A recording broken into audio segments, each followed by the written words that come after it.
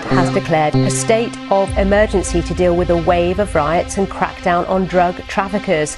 President Daniel Noboa ordered the armed forces and police to take control of the country's prisons. 3,000 soldiers and police have been searching for Ecuador's most powerful drug lord, who's the boss of the criminal group Los Chonelos, who disappeared from a maximum security prison on Sunday. Well, our specialist in this area is Mimi Swaby, who is with me now in the studio.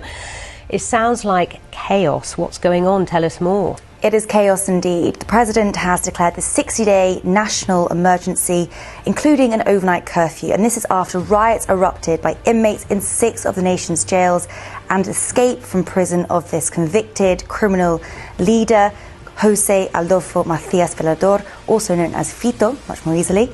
As we mentioned a few minutes ago, Haiti is on a brink of becoming a failed state. A gangland rebellion is ripping through the republic. The prime minister has announced he will step down once a transitional presidential council is in place.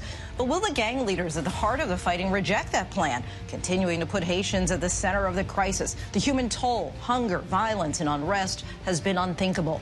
Our Matt Rivers, who's been reporting on conditions there now for years, takes us back to Haiti to see that toll firsthand. Haiti is collapsing. The country has been ravaged by 2 weeks of chaos, of bloodshed, of intense fighting and horrific human suffering with no obvious way out. Port-au-Prince is no stranger to gang violence, but an unholy alliance has emerged between the most powerful armed groups, now unified behind this man, Jimmy Chercier, a.k.a. Barbecue. Premier étape dans la bataille, c'est retirer Ariel Henry sous pouvoir. Ensuite, pour nous déclencher bataille réelle pour le pouvoir et pour nous déclencher bataille réelle pour le système qui est là, système oligarque corrompu, politicien traditionnel corrompu. And that first step, now done. The unelected Prime Minister, Ariel Henry, resigned on Monday after agreeing to a transitional government. Henry now out after weeks of horrific violence led by Barbecue, Haiti's most notorious gang leader.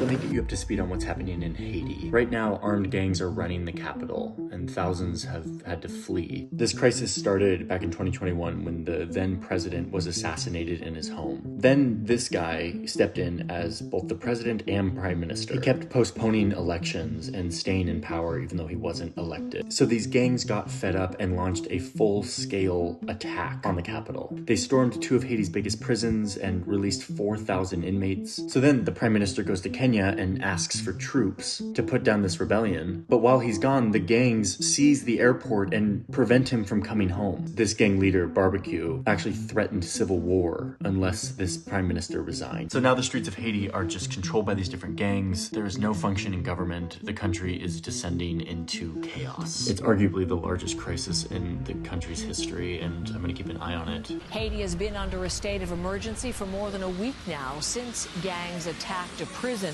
which led to a massive prisoner escape. The Haitian prime minister is effectively in exile, unable to get back into the country.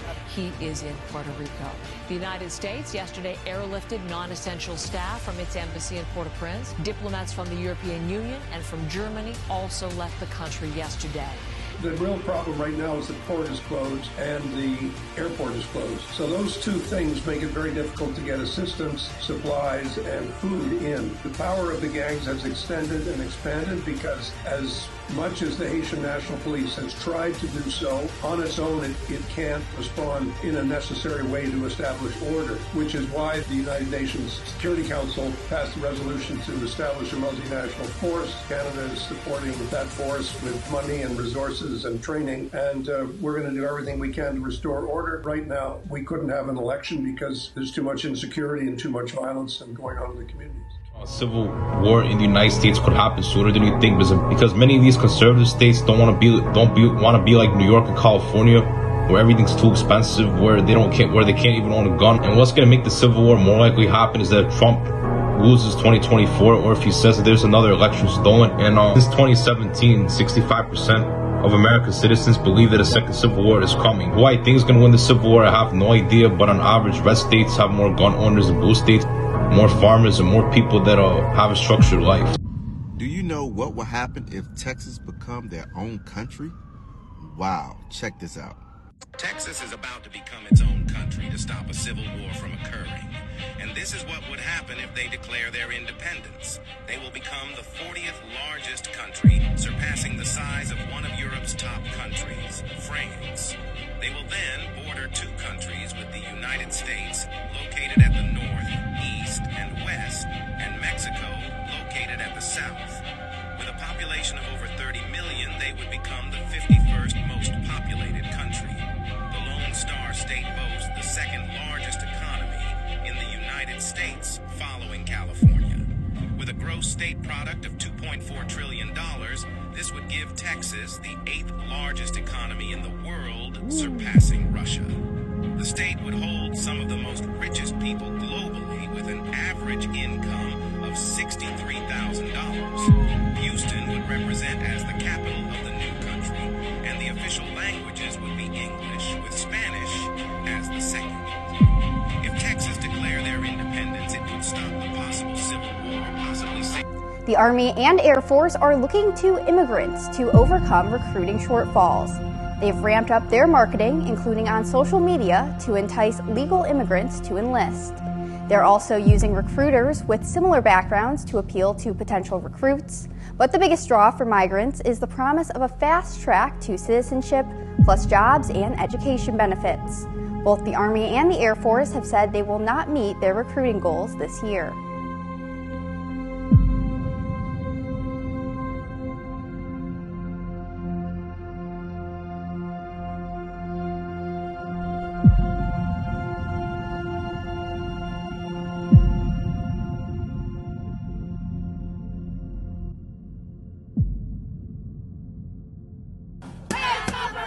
Texas just passed one of the strictest abortion laws in the country.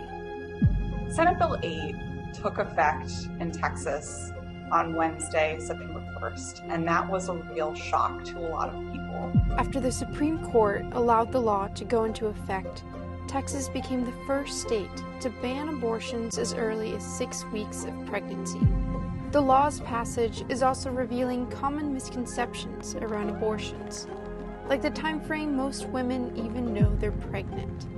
Obviously, it provides at least 6 weeks for a person to be able to get an abortion. So any abortion provider will tell you that the vast majority of people don't know that they're pregnant by 6 weeks. Gestational age is measured from the first day of your last period. So in reality, that gives you maybe 1 to 2 weeks after you miss your period to think, is something wrong? I should take a pregnancy test. And for people with irregular periods, their cycle's unpredictability can make it even harder to determine if their period is late.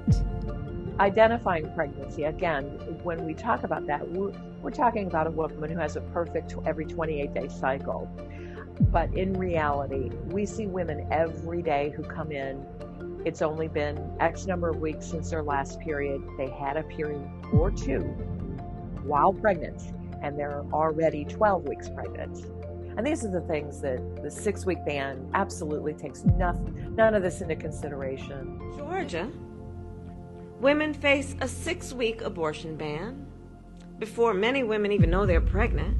And in Georgia, because of the way the law is written, no exception for rape or incest unless they file a police report to get permission for an abortion after 6 weeks. Permission. So as a former prosecutor, again, we got to break this down, okay? Here's what we're talking about. So this means she needs to walk into a police department, be questioned by a police officer. If she lives in a small town, it might be somebody she knows. She will be required to report on someone, even though the consequences of that may expose her to more harm. Simply because she wants to exercise the right to make a decision about what happens to her body next. That's immoral. It's a case being heard at the Supreme Court right now that would decide the fate of untold. It's being brought to the court by Idaho, who's arguing that if a pregnant person comes to an emergency room, they still should not have to give that person an abortion unless that person is actively dying. Because of the state's abortion bans, Idaho is hemorrhaging OBGYNs. Idaho originally had a small share of OBGYNs with 2.2 OBGYNs per 10,000 women, compared to the national average of 14 OBGYNs per 10,000 women. But now Idaho hospitals are seeing twice or sometimes 3 times the number of OBGYN vacancies than they usually have. And they're seeing a third or half as many OBGYNs applying to jobs, which is not great because Idaho itself as a state doesn't have any OBGYN medical residencies or fellowships.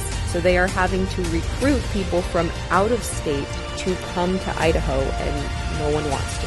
Idaho lost 22% of practicing obstetricians since its abortion bans took effect. Idaho has now lost 55% of its high-risk obstetricians, which is a different specialty called maternal fetal medicine, leaving Idaho with less than 5 MFM doctors. This video was being made for educational purposes. As always, a big trigger warning in this one. I came across this very disturbing article with the headline, Texas has most SA-related pregnancies of any state with abortion ban. A study published Wednesday found Texas has the most SA-related pregnancies of any state with a total abortion ban since Roe v. Wade was overturned. Somehow Texas actually got worse. 14 states have instituted a total abortion ban, and between July 2022 and January 2024, an estimated 65,000 women and girls in these states became pregnant as a result of SA. Texas had the largest percentage of SA-related pregnancies, at 40%, in a state with a near total abortion ban. Over the past 16 months, an estimated 26,000 Texans became pregnant as a result of SA. Jesus Christ, what is happening over in Texas? Texas bans abortions in almost all cases, including SA and incest. It only is allowed to save the life of the pregnant woman. The state's abortion law outlaws abortion after a fetal heartbeat is detected, which can be as early as 6 weeks into pregnancy, before many women know they are pregnant. Silver Booger, you stay hidden. Greg Abbott once upon a time famously said that victims of these atrocities would not have to carry their pregnancies to term because they allow an abortion up to 6 weeks. The problem, and he knows this good and damn well, but the problem is that many people who get pregnant have no clue they are pregnant at 6 weeks. They would literally just have to make the assumption that they're pregnant and try and go get an abortion. Now, in case y'all were curious about some of the other states out there with higher totals of SA-related pregnancies, you can see at the top of the page, Missouri at 5,800, Tennessee at 5,000, Arkansas at 4,700, Louisiana at 4,300, and Alabama at 4,100. I don't know why, but when I think about Alabama, I think about incest, but in the end, all of these are red states. Do y'all understand how crazy that number is though? 26,000. That is more than 4 times what Missouri has experienced. You know what it's like to live in Missouri? It's in the name, misery. And yet Texas has quite literally blown it out of the water. Texas, why didn't y'all elect Beto? It was right there. All you had to do was elect Beto, and you re-elected Greg Abbott. I was largely going to stay out of the 4B movement until yesterday. I'm a native-born Arizonan, and this archaic 1864 abortion law that's now going to go into effect from the, pioneer days, I can't do it. Bring on the 4B movement. Basically, women in South Korea are less than in every way. They don't have equality. They are discriminated against in the home and out of the home. And the response to that has been the 4B movement, which is basically women swearing off dating, marriage, intercourse, and children with men. The 4B movement. The 4B movement. The 4B movement. The 4B movement. Shout out to the 4B movement. Be alone. And your movement. So a new feminist movement is taking root here in the United States, and it came out of Korea. It's known as the 4B movement, where women are saying no to 4 things: dating men, having sex with men, marrying men, and having children with them. 4B movement is a victory for us because we told them we don't want no old single mothers. They hit the wall, they're over 30, they had children before they got married, and they got a high body count. They're doing us a favor. I don't care how many men make videos like this, act like they don't care that women don't want to marry them or have their children. We're all very well aware that there is a single male loneliness epidemic going on right now. There's not a single women loneliness problem. The 4B movement is about decentering men, and here they are doing what they always do, and that's putting themselves in the center of somebody else's movement. They have been trying their hardest to co-opt any movement that women get. We say we want a soft life, here they are talking about they're in their soft guy era. We say sprinkle, sprinkle, now they're talking about drizzle, drizzle. Like every time we make a movement, they try to mirror us. How are you the leader when we're always following us? Congress just warned the United States on how the infertility rates have been drastically dropping, and just within the next few years, there will actually be more deaths than births. We got a problem. And it's all something almost no one here ever talks about. We're not having children. United States fertility rates have collapsed. This number's wrong. It's our latest number for last year is not 1.64, it's 1.63. France has a higher fertility rate than the United States. Even when you adjust for their immigration population, they still have a dramatically higher fertility. Most of Western Europe looks like us, and we're worse than a whole bunch of the world. How do you and I set public policy so 25 years from now, remember, Social Security is substantially a pay-as-you-go system. Today's workers are functionally paying for today's retirees. The trust fund was the shock absorber. Trust fund is disappearing. But my future generation of workers is going to be smaller. And you're already seeing this in school districts all over America, where the number of students they have are shrinking. Are we willing to have the really interesting discussion of, okay, are there things we could do economically to make it so family formation, so there's more children? There's things we could do to help, but almost every country it's tried has not been able to change fertility rates. There's, I think in Hungary, I think I saw something that, you know, 3rd child, they buy you a house, 4th child, you get some sort of like prize. And it's barely ticked up their fertility rates. It's a really difficult question, happening all over the industrialized world. So if you can't really change it, do you actually build public policy to deal with it? Look, this is 4B in action, y'all. According to the Korea Herald, 157 elementary schools across South Korea do not have any first graders set to enroll in March. A record low number of new students is also expected for the upcoming school year. Nearly every single provincial and metropolitan area had at least one elementary school that was not expecting any new students. This marks the lowest number of new first graders since the government began keeping track back in 1970. A population drop began in South Korea in 2017, with women refusing to mate with their oppressors.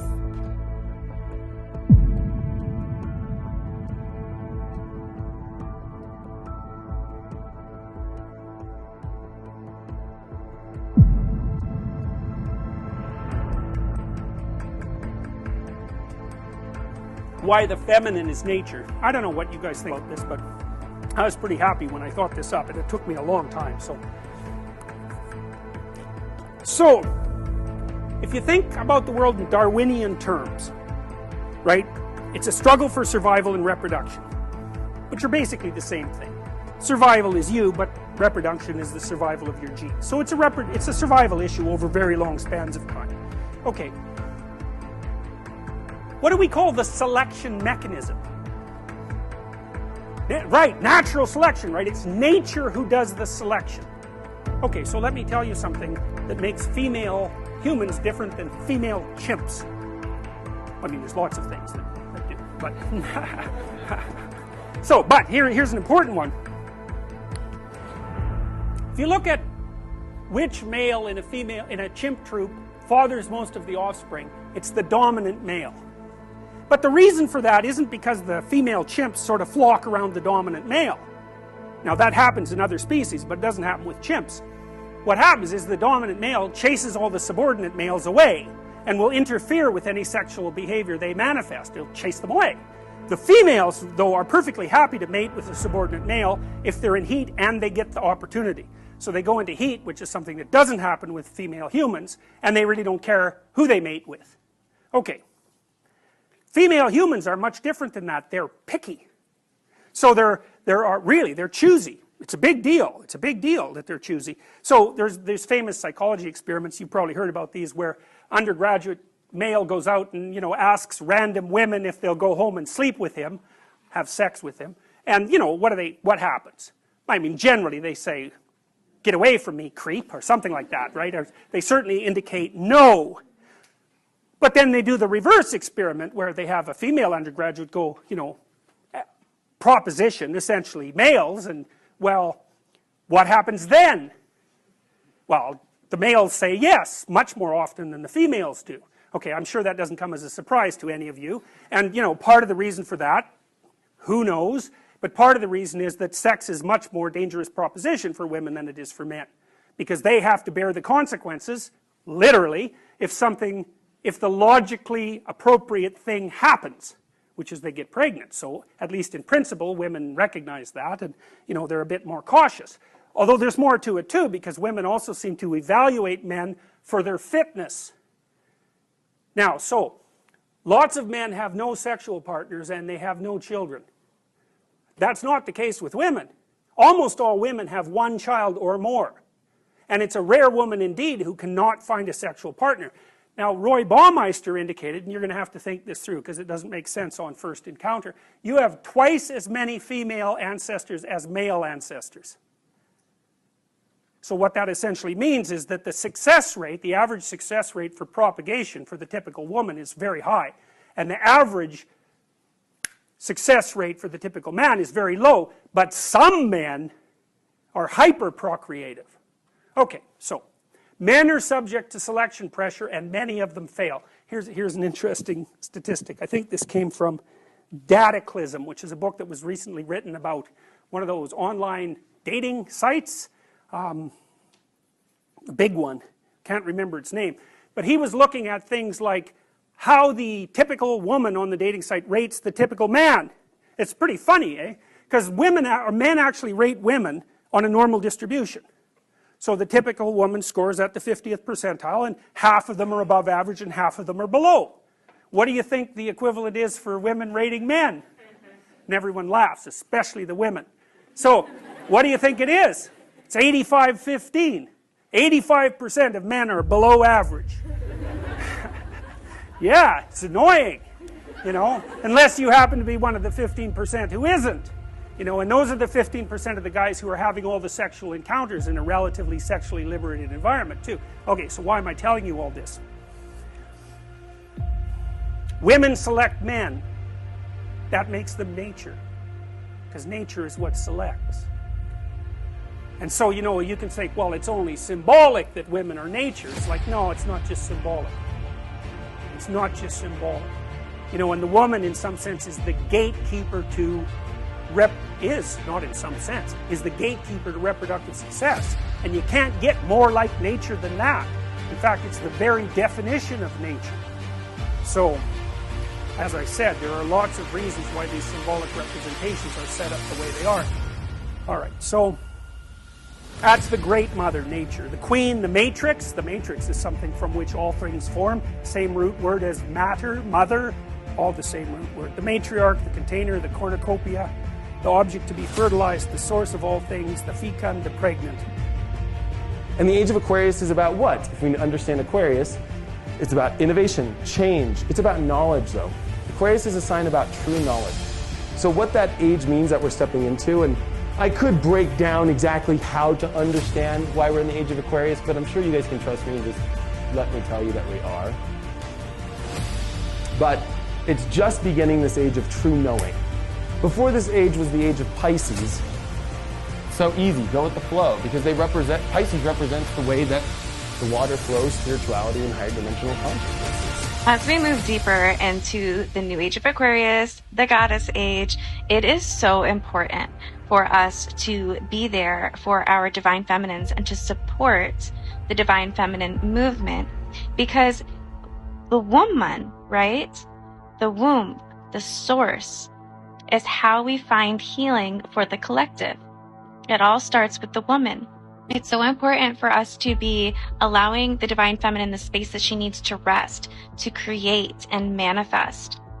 Give her the time that she needs to nourish herself. Because if she has a full cup, her children have a full cup. We are aiding in the future generations, and we will be the reason why our future is bright.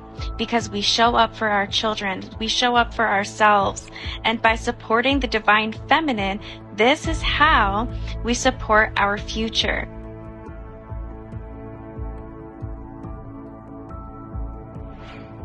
The collective slumber of the feminine has cast a shadow upon our spiritual evolution as a collective consciousness. Disconnected from nature, the source of life's wisdom, we have fostered an environment dominated by masculine ideologies that repress the feminine side.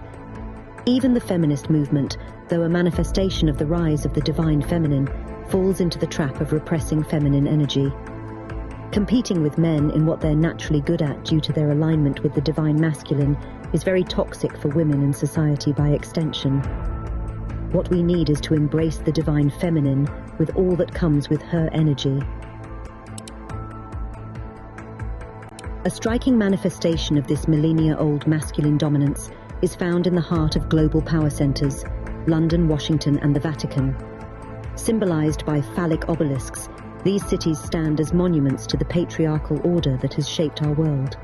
London, the epitome of financial dominance, showcases the obelisk as a symbol of economic control. Washington, with its military might, boasts the phallic monument as an emblem of militaristic power.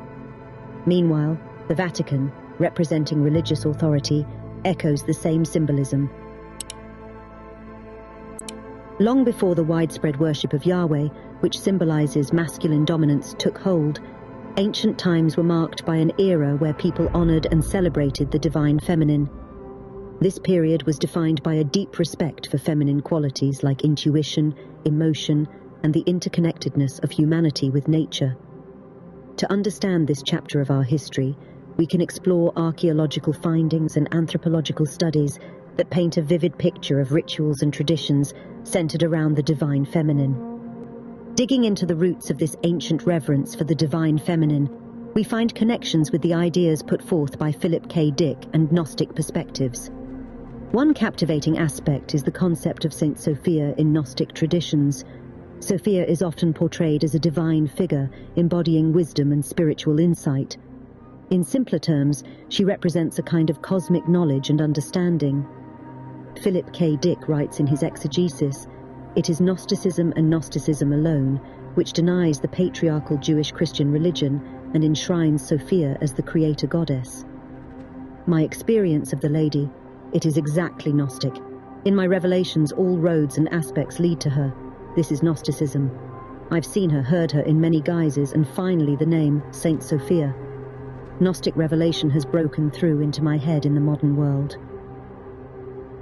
Saint Sophia is going to be born again. She was not acceptable before. When Saint Sophia again is incarnated, I imagine that another syzygy will be formed, and again it will be correct to think of it as he, she rather than as with the unincarnated spirit. So picture Sophia as a symbol of profound wisdom and intuition, an entity that bridges the gap between the divine and the earthly. In many ways, the ancient worship of the Mother Goddess and the Gnostic reverence for Sophia share common threads. They both highlight the importance of tapping into a deeper spiritual understanding of reality. So this exploration takes us beyond mere historical analysis. It's like discovering a forgotten chapter that adds layers to our understanding of spirituality and the human connection to the cosmos.